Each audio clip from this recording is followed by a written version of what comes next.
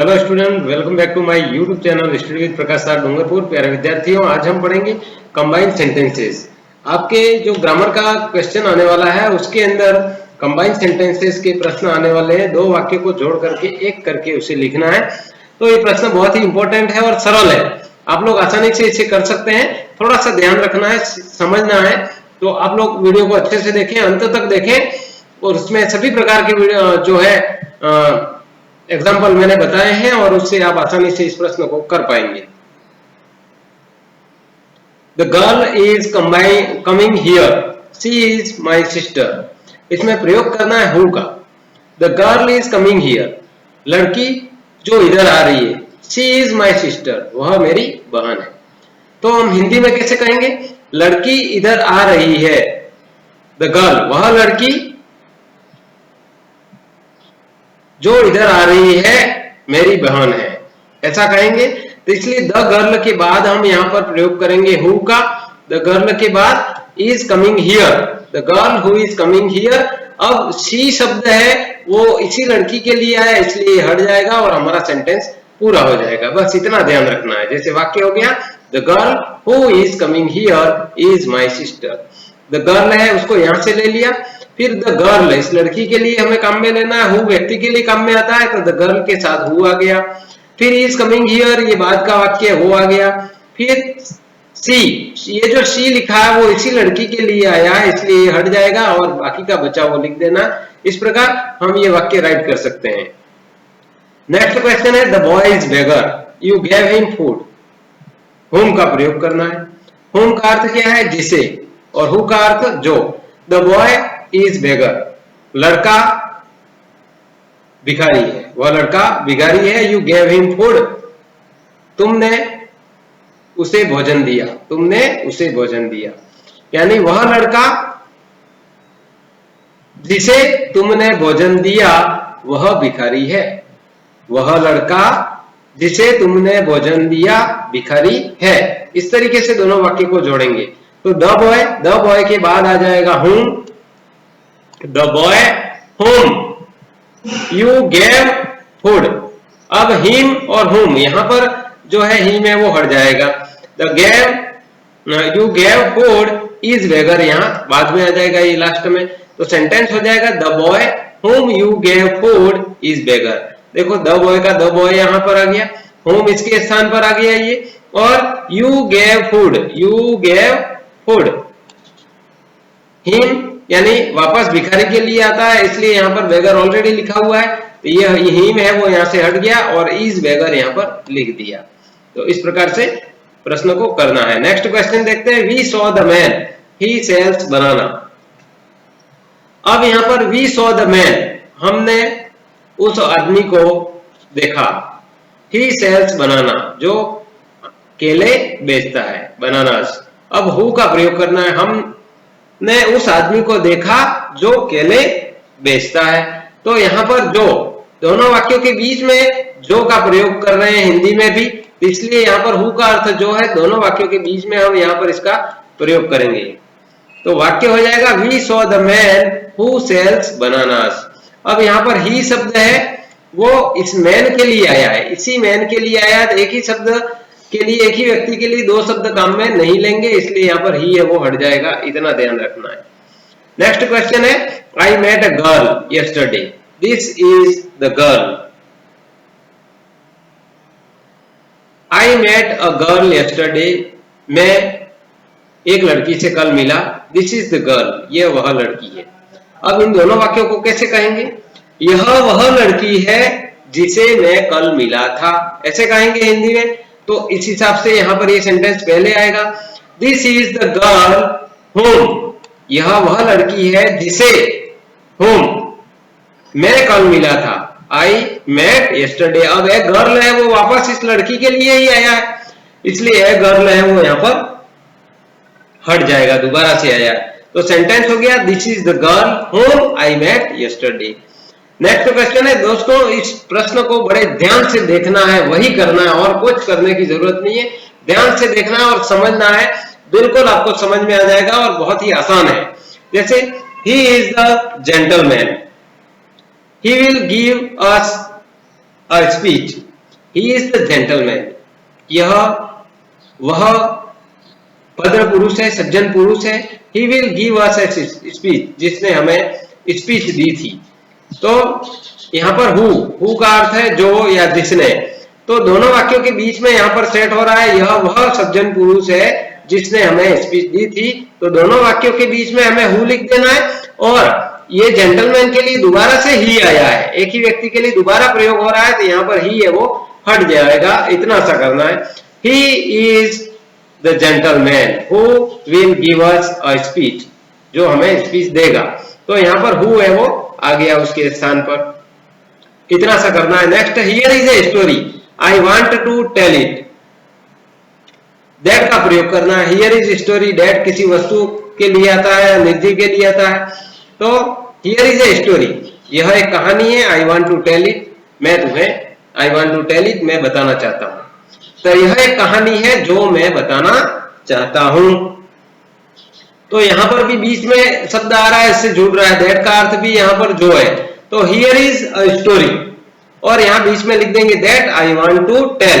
It शब्द है वो स्टोरी के लिए आया है। Here is the story I want to tell it, मैं इसे बताना चाहता हूं। तो इसे का मतलब किसे, स्टोरी को बताना चाहता हूं, इसलिए इट शब्द है वो स्टोरी के लिए आया, इसलिए यहां से वो हट जाएगा। तो हम लिखेंगे here is a story that I want to tell. ठीक है। नेक्स्ट क्वेश्चन है, this is the cat I caught it caught the rat, that का प्रयोग करना है। दिस इज द कैट, यह वह बिल्ली है, इट कॉट द रैट, इसने चूहे को पकड़ लिया।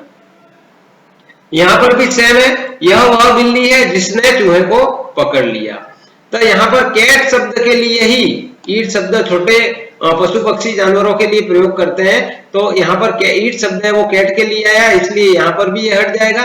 तो दिस इज द कैट, उसके बाद हम दैट का प्रयोग करेंगे, दैट कॉट द रैट। इतना आसान है और आपका ये प्रश्न है वो राइट हो जाएगा। नेक्स्ट क्वेश्चन है, is this the house you are born in it, is this the house, क्या ये वह घर है, यू आर बोर्न इट, जहां तुम्हारा जन्म हुआ था, तुम्हारा जन्म हुआ था। तो यहाँ पर वेयर, वेयर का मतलब जहां तुम्हारा जन्म हुआ था। तो ये वो घर है जहां तुम्हारा जन्म हुआ था, क्या ये वह घर है जहां तुम्हारा जन्म हुआ था। तो यहाँ पर वेयर का अर्थ क्या है, जब वाक्य के बीच में हम अगर लिखते हैं तब उसका अर्थ होता है जहां, और प्रश्नवाचक वाक्य हो तो उसका अर्थ होता है कहां। तो is this the house where you were born. अब ईट शब्द है वो निर्जीव या वस्तु के लिए आता है, ईट शब्द यहाँ पर घर के लिए आया है जिसमें तुम्हारा जन्म हुआ था। तो इसको हम दो बार नहीं लिखेंगे, इसलिए ईट है वो हट जाएगा। तो is this the house where you were born. सभी प्रश्न सरल हैं, ध्यान से देखें, लेकिन हर एक का तरीका आपको आना चाहिए, इसलिए मैंने बहुत ही महत्वपूर्ण एग्जाम्पल लिए हैं। आप लोग ध्यान से देखें। Give me the reason you have not done your homework. Give me the reason, मुझे कारण बताओ। You have not done your homework, तुमने अपना गृह कार्य नहीं किया है। तो मुझे कारण बताओ, तुमने अपना गृह कार्य क्यों नहीं किया है, मुझे कारण बताओ। यहां तक तो सेम है, उसके बाद ही ये जुड़ रहा है इसका मतलब। तो give me the reason why you have not done your homework. तो यहाँ पर बीच में अपन को व्हाई लिख देना है, give me the reason why you have not done your homework. तो यहाँ पर व्हाई लिखा है, उसके अलावा और कुछ नहीं किया है। तो इतना सरल काम है और आसानी से राइट करना है। 2 अंक के प्रश्न आएंगे, एक अंक का बहुत फर्क पड़ता है। 1 अंक से कोई फर्स्ट डिवीजन हो जाता है, कोई सेकंड डिवीजन हो जाता है, कोई घर भी पुरस्कार में आ जाता है, कोई स्कूटी में आ जाता है, या कोई मेरिट में आ जाता है। इसलिए और 1 नंबर से कोई फेल भी हो सकता है, किसी को सप्लीमेंट्री भी आ सकती है। तो 1 नंबर का भी बड़ा महत्व होता है दोस्तों। The man is beggar you gave him money. The man is beggar, वह व्यक्ति भिखारी है, यू गेव हिम मनी, तुमने उसे पैसा दिया। अब होम का अर्थ क्या है, जिसे। तो वह व्यक्ति भिखारी है जिसे, द मैन यानी वह व्यक्ति जिसे तुमने पैसा दिया। यहां पर व्यक्ति है तो उसके साथ में ही होम का प्रयोग होगा, ये ध्यान रखना है। द मैन, वह व्यक्ति जिसे तुमने पैसा दिया भिखारी है, ऐसा कहेंगे इसको हिंदी में। तो यहां पर हो जाएगा the man whom you gave money is beggar. अब यहां पर हिम यानी उसे और whom यानी जिसे। तो ये जिसे के लिए ये हिम आया है, इसलिए इसके बदले में आया, इसलिए ये हट गया। The man whom you gave money और लास्ट में लिख दिया इज ए बेगर। इस तरह से करना है। नेक्स्ट सेंटेंस है the man came to see us, he lost his money. The man यानी व्यक्ति, केम टू सी अस जो हमें मिलने आया, ही लॉस्ट हिज मनी उसने अपना पैसा खो दिया। यहां पर हु का प्रयोग करना है, हु व्यक्ति के लिए आता है। तो यहां पर पैसा खोने वाला व्यक्ति कौन है? मैन है। तो मुख्य बात इस मैन के लिए, वह व्यक्ति जिसने पैसा खो दिया, केम टू सी अस हमें मिलने आया था। तो द मैन के बाद हम यहां पर हु का प्रयोग करेंगे इस वाक्य में, ये ध्यान रखना है। The man who lost his money, फिर उसके बाद केम टू सी अस, दूसरा वाक्य, ये जो पहला वाक्य में जो बचा वो यहां पर है वैसा ही लिख दिया। नेक्स्ट क्वेश्चन है that is not the car it runs smoothly, इसमें विच का प्रयोग करना है। That is not the car, ये वह कार नहीं है। इट रन्स स्मूथली, वो बहुत स्मूथली से, बहुत शानदार तरीके से चलती है।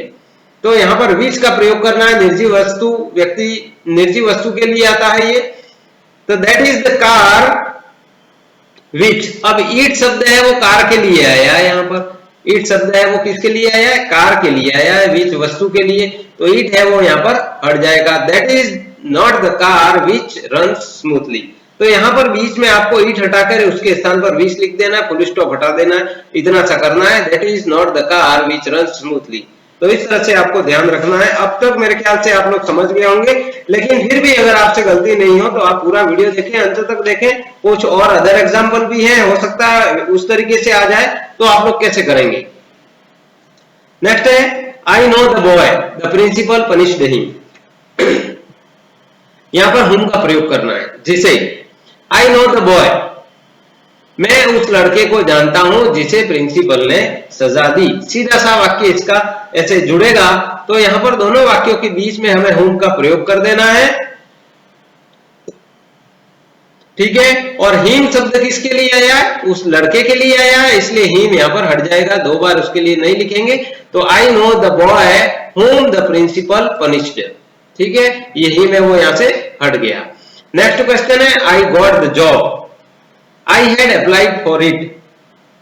यहां पर विच का प्रयोग करना है। जॉब नौकरी, नौकरी है वो क्या है? रोजगार, वो निर्जीव में आता है, निर्जीव वस्तु में। तो आई गॉट द जॉब, मैंने नौकरी प्राप्त की। I had applied for it, मैंने उसके लिए आवेदन किया था। तो मुझे वह नौकरी मिली, या मैंने वह नौकरी मिली जिसके लिए मैंने आवेदन किया था, जिसके लिए मैंने आवेदन किया था।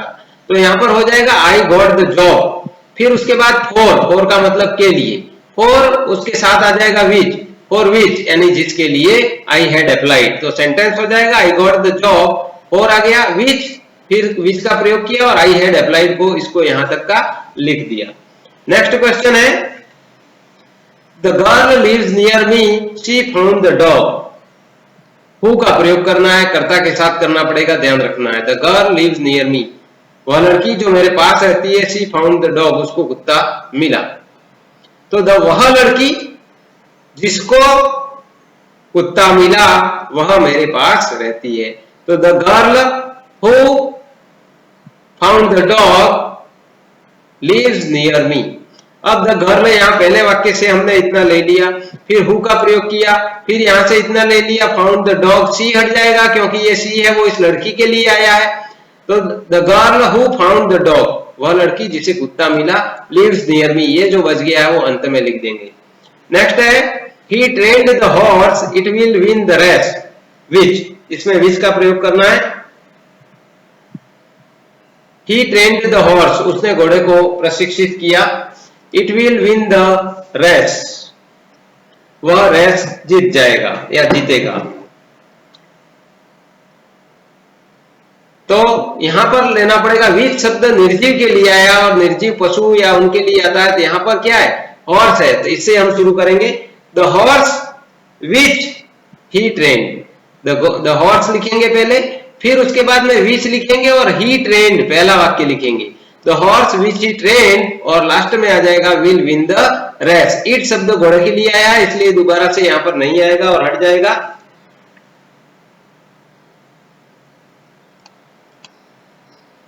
नेक्स्ट क्वेश्चन देखते हैं। This is the pen I was looking for it, which का प्रयोग करना है यहां पर। तो विच है वो शब्द निर्जीव वस्तु के लिए आता है। This is the pen I was looking for it, ये वह पेन है जिसकी मैं तलाश कर रहा था। लुकिंग फॉर का मतलब तलाश करना, तो यह वह पेन है जिसकी मैं तलाश कर रहा था।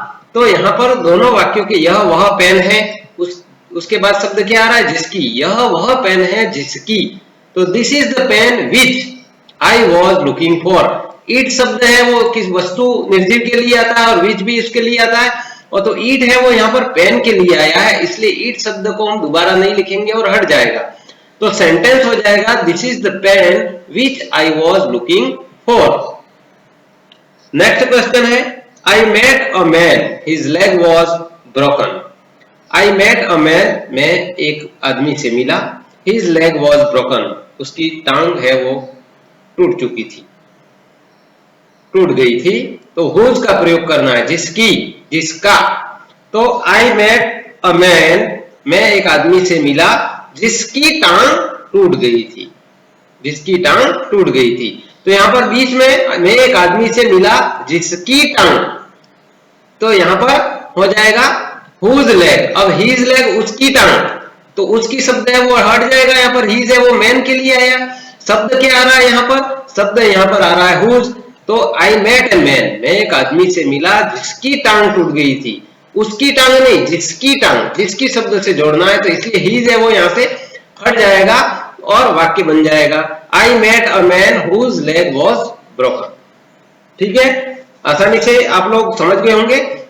दोस्तों हर एक प्रश्न ऐसा नहीं है कि जो हम पढ़ते हैं वही आ जाए, लेकिन उस प्रश्न का हमने पढ़ा है उस तरीके का उसमें इस्तेमाल करना पड़ता है। जैसे लेटर के बहुत सारे वीडियो हैं, तो उसमें आपको सेट करना है कि अगर फ्रिज खराब हो गया उसके लिए आप कंप्लेन लेटर लिख रहे हैं, याद किया आपने, तो कंप्यूटर खराब हो गया उसके लिए आ गया, तो वहां पर फ्रिज की जगह कंप्यूटर हो जाएगा। तो इस तरीके से आपको थोड़ा सा अपना दिमाग पेपर में लगाना है। लेटर एक जैसे है, नौकरी के लिए आवेदन आ गया, तो टीचर के लिए अगर आवेदन का अगर आपने सीखा है और आ गया कंप्यूटर ऑपरेटर का, तो उसकी जगह कंप्यूटर ऑपरेटर हो जाएगा। इसी प्रकार से रिसेप्शनिस्ट का आ गया तो वो हो जाएगा उसकी जगह, या फिर क्लर्क का आपने याद किया और टीचर के आ गया तो क्लर्क की जगह टीचर हो जाएगा। तो ऐसे अपना दिमाग लगाना है और प्रश्न को करना है। नेक्स्ट है that was his fault he told a lie. That was his fault, वह उसकी गलती थी। ही टोल्ड अ लाई, उसने झूठ बोला। दैट का प्रयोग यहां पर करना है। तो जैसा कि उसने, दैट का मतलब यहां पर जैसा कि उसने झूठ बोला, that he told a lie, that फिर दैट डबल नहीं आएगा और हट जाएगा वाज हिज फॉल्ट। तो यहां पर सेंटेंस ऐसा हो जाएगा दैट ही टोल्ड अ लाई, जैसा कि उसने झूठ बोला, वाज हिज फॉल्ट, उसकी गलती थी। नेक्स्ट है who wrote the Ramcharitmanas, can you tell me. Who का प्रयोग करना है, हु का प्रयोग करना है, यहाँ एक हु ऑलरेडी लिखा हुआ है। तो कैन यू टेल मी, क्या आप मुझे बता सकते हैं, कैन यू टेल मी, क्या आप मुझे बता सकते हैं कि रामचरितमानस को किसने लिखा। तो दोनों वाक्यों को आगे पीछे करना है, इसमें और कुछ नहीं है। सेंटेंस हो जाएगा कैन यू टेल मी, उसके बाद हु, ये वाक्य है वो वापस यहाँ पर आ गया, हु रोट द रामचरितमानस। ये बिल्कुल आसान सेंटेंस है और आप लोग आसानी से 2 अंक प्राप्त कर सकते हैं और करने हैं। Rajveer helps the needy person, he is liked by everybody. Who, he is liked by everybody, यहां पर हु का प्रयोग करना है। Rajveer helps the needy person, Rajveer है वो जरूरतमंद लोगों की सहायता करता है। He is liked by everybody, और उसे हर एक व्यक्ति के द्वारा पसंद किया जाता है, तो उसमें हु का प्रयोग करना है।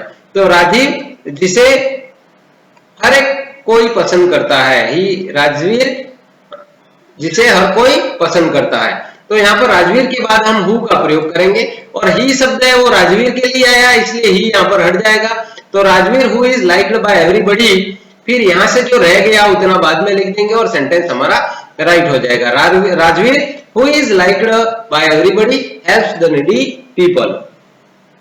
नेक्स्ट है Hari is my best friend, you like him, और हुम का प्रयोग करना है, व्यक्ति के लिए इसका प्रयोग करते हैं। हरी इज माय बेस्ट फ्रेंड, हरी मेरा सबसे अच्छा मित्र है। यू लाइक हिम, तुम उसे पसंद करते हो।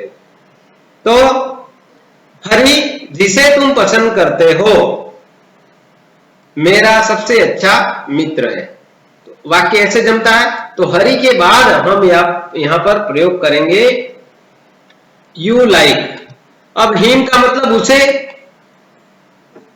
उसे यानी किसे, हरि को। तो इसलिए यहां पर हिम है वो हट जाएगा, हरि के लिए आया है। तो यहां पर हम लिखेंगे हम Hari who you like, home you like, Hari home you like. फिर ये बचा वो वाक्य लिख देंगे इज माई फ्रेंड। तो सेंटेंस हो जाएगा Hari home you like is my friend, best friend. Hari जिसे तुम पसंद करते हो इज माई बेस्ट फ्रेंड, वो मेरा सबसे अच्छा मित्र है। नेक्स्ट है the boy is intelligent, he topped the class. लड़का यानी द बॉय, वह लड़का, was intelligent, the boy was intelligent, लड़का, वह लड़का बुद्धिमान था। ही टॉप्ड द क्लास, उसने कक्षा को टॉप किया। अब यहां पर हमें जो है प्रयोग करना है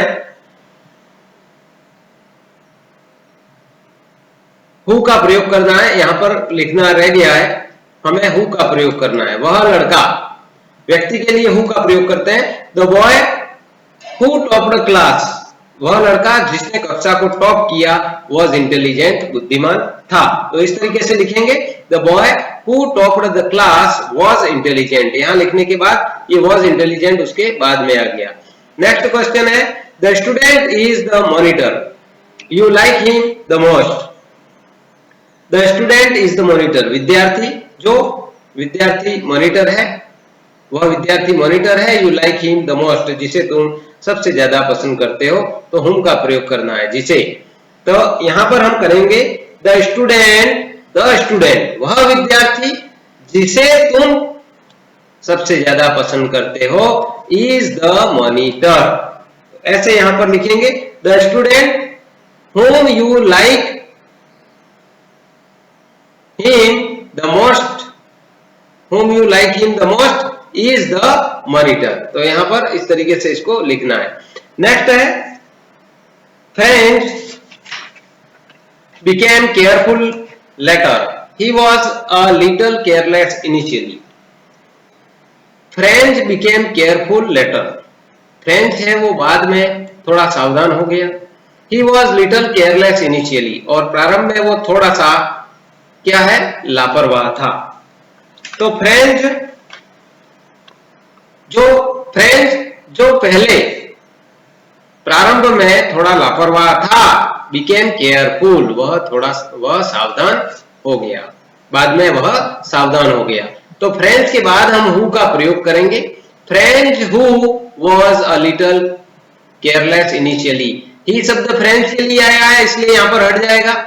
तो French who was a little careless initially became careful later, ये हमको बाद में लिखना है। तरीका लगभग सेम है, आप लोग अच्छे से इन वाक्यों को देखें ध्यान से तो आप आसानी से कर पाएंगे। Students achieve their targets, they are laboursome, who का प्रयोग करना है। तो विद्यार्थी, हु का मतलब व्यक्तियों के लिए आता है। तो किस व्यक्ति के, स्टूडेंट्स अचीव देयर टारगेट्स, विद्यार्थी अपने लक्ष्य को प्राप्त करते हैं। दे आर लेबरसम, जो मेहनती होते हैं, यानी वे मेहनती होते हैं। तो विद्यार्थी लक्ष्य को प्राप्त करते हैं जो मेहनती होते हैं। वे विद्यार्थी जो मेहनती होते हैं, वे विद्यार्थी। स्टूडेंट्स लेकिन कैसे, जो मेहनती होते हैं। तो स्टूडेंट्स हु आर लेबरसम, दे शब्द स्टूडेंट के लिए आया है यहाँ पर, वे, तो इसलिए यहाँ पर हट जाएगा। तो students are laboursome, students who are laboursome achieve their targets. तो यहाँ पर इस तरह से ये वाक्य हमारा हो जाएगा। बहुत ही आसान है, सरल है। नेक्स्ट क्वेश्चन देखते हैं। Teachers are societal assets, the society awards them. Whom का प्रयोग करना है, व्यक्ति के लिए आया है, टीचर के लिए। उपयोग करना है। टीचर आर सोशल एसेट्स, शिक्षक हैं वो सामाजिक परिसंपत्तियां हैं, संपत्ति है। द सोसाइटी अवार्ड्स देम, समाज उनको पुरस्कार देता है या पुरस्कृत करता है। यानी टीचर्स, टीचर्स जिसे समाज पुरस्कार देता है। Teachers whom the society awards them, teachers whom the society awards them, फिर आर सोशल एसेट्स बाद में आ जाएगा। the teachers whom the society awards are social assets, ये them है वो हट जाएगा क्योंकि ये टीचर्स के लिए आया है, ध्यान रखना है। नेक्स्ट है parents push forward the children, they have talent, parents माता पिता को पुश फॉरवर्ड करते हैं आगे बढ़ाने के लिए। दे हैव टैलेंट, और उनमें टैलेंट होता है। तो माता पिता उन बच्चों को पुश फॉरवर्ड करते हैं जिनमें टैलेंट होता है। तो हु शब्द है यहाँ पर, तो parents push forward the children who have talent, who have talent. तो यहाँ पर दे शब्द इन चिल्ड्रन के लिए आया है, इसलिए यहाँ पर हट जाएगा। They have talent. दूसरा वाक्य किसके लिए आया है ये ध्यान रखना है, तो वो उससे संबंधित व्यक्ति है, उसको हम हटा देंगे। तो यहाँ पर हो जाएगा parents push forward the children who have talent. Who बीच में ही लग रहा है और दे हट रहा है, तो कहीं कहीं एक शब्द जोड़ रहे हैं और एक शब्द हटा रहे हैं, वो ध्यान रखना है। नेक्स्ट है people watch out the leader, they find him her unprogressive, यहाँ पर हुम का प्रयोग करना है। People watch out the leader, लोग उस नेता को वोट देते हैं। दे फाइंड हिम या हर अनप्रोग्रेसिव, जो क्या होता है अनप्रोग्रेसिव होता है उसी को वोट देते हैं। यानी यहां पर हो जाएगा people vote out the leader हुम दे फाइंड अनप्रोग्रेसिव। ठीक है, तो यहां पर इस तरह से आपको करना है। होम फाइंड अनप्रोग्रेसिव लिख देंगे तो भी राइट हो जाएगा। यहां पर हिम और हर के लिए आया है लीडर, तो इसलिए यहां पर लीडर के लिए हिम और हर आया, तो इसलिए इसको छोड़ दिया। People watch out the leader whom they find unprogressive. Next है banks don't lend loans to the enterprises, her financial status is poor. Bank don't lend, lend का मतलब उधार देना, लोन टू द एंटरप्राइजेस उद्यमियों को, तो बैंक उन उद्यमियों को लोन नहीं देता है। और फाइनेंशियल स्टेटस इज पुअर, जिनकी आर्थिक स्थिति गरीब होती है, तो बैंक उन लोगों को लोन नहीं देता है जिनकी आर्थिक स्थिति जो है गरीब होती है। दोनों वाक्य के बीच में यहाँ पर हुज का प्रयोग करना है, तो वाक्य हो जाएगा banks don't lend loans to the enterprises whose financial status is poor. यहाँ पर ये जो हर है वो हट जाएगा, एक शब्द हटाना ही है, वो आपको ध्यान रखना है। नेक्स्ट है books are read, they are interesting, किताबें पढ़ी जाती हैं, दे आर इंटरेस्टिंग, वे रुचिकर होती हैं। तो किताबें जो रुचिकर होती हैं, किताबें जो रुचिकर होती हैं उन्हें पढ़ा जाता है। तो बुक्स विच आर इंटरेस्टिंग, दे शब्द यहाँ पर किसके लिए आया है, किताबों के लिए आया है, इसलिए दे हट जाएगा। तो books are interesting, books which are interesting, फिर उसके बाद में आ जाएगा आर रीड, तो वाक्य हो जाएगा books which are interesting are read. Next है this is the only solution, it can be accepted by all, केवल यही एक समाधान है। It can be accepted by all, इसे सबके द्वारा स्वीकार किया जा सकता है। तो दिस इज यहां पर क्या हो जाएगा, this is the only solution, केवल ये एकमात्र सॉल्यूशन है जिसे स्वीकार किया जा सकता है। तो सॉल्यूशन निर्जीव है, उसके लिए इट का प्रयोग किया गया, इट शब्द यहाँ पर हट जाएगा और उसके स्थान पर दैट का प्रयोग करना है। The solution is this is the only solution that can be accepted by all, तो इट शब्द यहाँ पर हटा और उसकी जगह दैट आ गया है, और फुल स्टॉप वगैरह हटाना ही है, वो तो ध्यान रखना ही है आपको।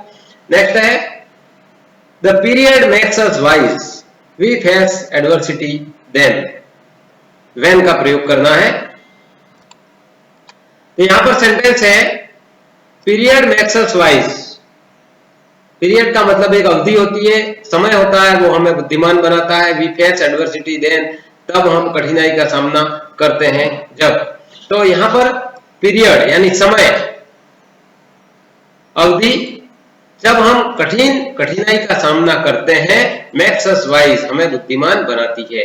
then शब्द है वो उस पीरियड के लिए आया है, इसलिए then है वो हट जाएगा, तो सेंटेंस हो जाएगा the period when we face adversity makes us wise, इसको बाद में लिख देंगे। नेक्स्ट है the place must be made clean and green, we live in there। the place यानी स्थान, must be made clean and green, उसको निश्चित रूप से साफ और हरा रखना है। we live in there, हम जहां रहते हैं, तो where का प्रयोग करना है, हम वहां रहते हैं, where का प्रयोग। तो यहां पर हो जाएगा the place, वह स्थान जहां हम रहते हैं, the place where we live in। तो यहां पर there है, there का मतलब वहां और where का मतलब जहां, तो यहां पर there शब्द है वो हट जाएगा, there है वो स्थान के लिए आया है। तो the place where we live in, where we live in, और उसके बाद ये जो बचा वो लिख देंगे must be made clean and green।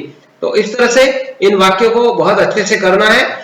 Thanks for watching combine the sentences class 12th keep learning. दोस्तों वीडियो अधिक से अधिक स्टूडेंट को शेयर करें। इन 2 नंबरों का कितना महत्व है वो वीडियो के दौरान मैंने आपको बताया है। वीडियो को लाइक जरूर करें, लाइक करने में कोई आपका पैसा नहीं लग रहा है, और चैनल को सब्सक्राइब करें और अधिक से अधिक स्टूडेंट तक शेयर करें। और मेरे इस चैनल पर 1 से 12वीं तक के लगभग वीडियो मौजूद है, वो प्लेलिस्ट में कोई भी देखें और वहां पर सर्च करें, ऐसा दूसरों को बताएं, सबको जानकारी दें। और आने वाले सालों में हर प्रकार के वीडियो मेरे चैनल पर उपलब्ध होंगे, इसलिए आपको चैनल सब्सक्राइब करना बहुत जरूरी है। मिलते हैं अगले महत्वपूर्ण वीडियो में। 1 या 2 वीडियो और मेरे महत्वपूर्ण आएंगे, उनको भी आप ध्यान से देखें। खाली देखना है और समझना है, याद करने की इनमें कोई जरूरत नहीं है।